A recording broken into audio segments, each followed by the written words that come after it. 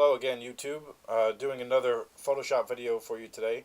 And I'm actually going to do a small series, I think, on how to recreate some of these Instagram filters within Photoshop. The one we're going to focus on today is going to be called Kelvin. It's kind of 70s inspired, but it looks pretty cool and it's not too difficult to do in Photoshop. What I did first was took a picture of my bike and I sent it over to my Instagram account and I applied the filter so you could see what it looks like on my computer here. So this is what the photo looks like with the Kelvin filter applied to it, right from Instagram. That's the exactly what you get, without the vignette. Well, actually, I think it does have the vignette on it, but that's what it looks like when I sent it over from Instagram. So this is a picture of my bike, my stock image, and then I did a little work to it, and this is what it looked like afterwards. So it's pretty close to the Kelvin effect. I mean, it's as close as I can get it, and it's not too difficult to recreate.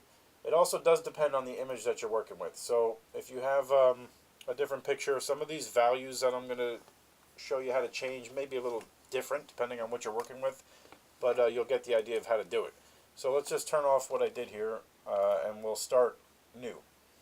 The first thing we're going to do is duplicate your background layer. Make sure you don't work on the original layer, so you can always go back to it and change it, or have your original if you have to. So I duplicated the background layer, I hid it, and now I'm working on the copy. What I'm going to do first is add an adjustment layer. The first adjustment layer that I'm going to do, which is down here, this little icon here, is add a color balance. This is where the majority of the work is going to be to get the Kelvin effect. You're just going to start messing around with these slider bars in the different tones, mid-tone, shadows, and highlights, to get it as close as you can to the Kelvin style. So the first one, since we're in it already, mid-tones, we're going to mess around with that. We're going to start at the top slider and we're going to set the red value at about 21. These are all numbers that I've predetermined that work for this picture. But you're going to kind of go in the same general direction with these things as I am, depending on your photo. It just may not be that exact number. So red is 21, and we're going to leave the magenta and green alone, and we're going to slide the yellow bar to about -50. And we're going to next go down into our highlights, and we're going to move the red all the way up to +60, and the yellow to -29. And the last is going to be the shadows, and that we're going to do red. We're going to go closer to the cyan, maybe like, I think it's -7. Okay. And then the yellow is going to be -55.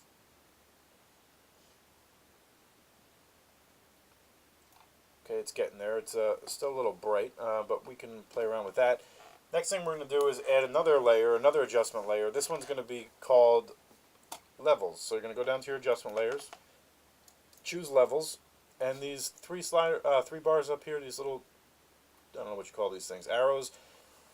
We're only going to mess with the left one and the right one. The left one, we're going to move it in a little bit to about 10, and then the right one is going to come down to about 230.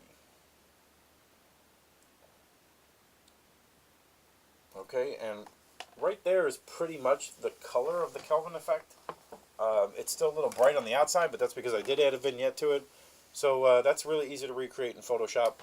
You're just going to add another layer. You're going to grab your selection, your Marquee Tool, and it's at a rectangular marquee, it should be. You're going to just draw a selection around what you want to focus on.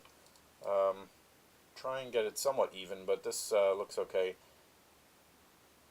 And we're going to go up to Select, Refine Edge, and we're going to go down to the feather section here, and you're going to bump this up. Probably to like, I don't know, 150 I think works for me. But it will vary again. So you're going to click OK, and you can see it's got these nice curves now around the edges for the Marquee Tool. We need to inverse this selection, so we're not painting inside here. We want to paint on the outside. So you're going to go up to Select, Inverse, and grab your bucket tool. Make sure your fill color is black, and you're just going to click in there and fill that with black. And now you're going to change this blend mode to multiply. And we're just going to lower the opacity as needed till it gets the desired effect that you're looking for. And for me, I think about about 70% is cool. Deselect it, and that is pretty much your Kelvin effect. Of course, Instagram resizes these photos, so I can't show you exactly. It doesn't. You can't see the exact same image, but it's pretty close. Sometimes you can add noise in Instagram. If you want to add noise, I think the Kelvin filter does add noise, but if you want to add it into yours, that's pretty easy too. You're just going to press on your keyboard Command, Option, Shift, E. That adds everything that we did on a new layer. And you know what? Let's scratch that. You don't even need to do that. Just forget that layer. Delete that one. Just add noise. You don't need to do that.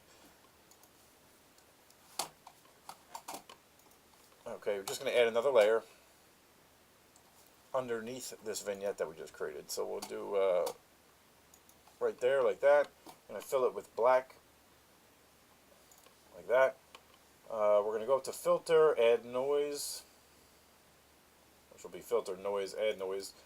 I set it at Gaussian, and the amount to about 10%. And then we just change this blend mode to screen. Okay, and it can be a little bit much, but you can always reduce that a little bit. Again, maybe about 65%. Maybe hard to see this on the Photoshop, on the YouTube video, but you can see it on the screen. So I think that's pretty identical to what the Kelvin effect looks like. You can do that to any of your photos. It only takes a couple minutes, and like I said in the beginning, you may just have to mess around with those sliders a little bit to get it close. But if you stay towards those numbers that I showed you, it should come out looking similar. So I hope you enjoyed, and the next filter I think I'm going to do is maybe Lo-Fi. That's another really cool filter, or Heffa is another one of my favorites. So we'll see you on the next video. Thanks for watching.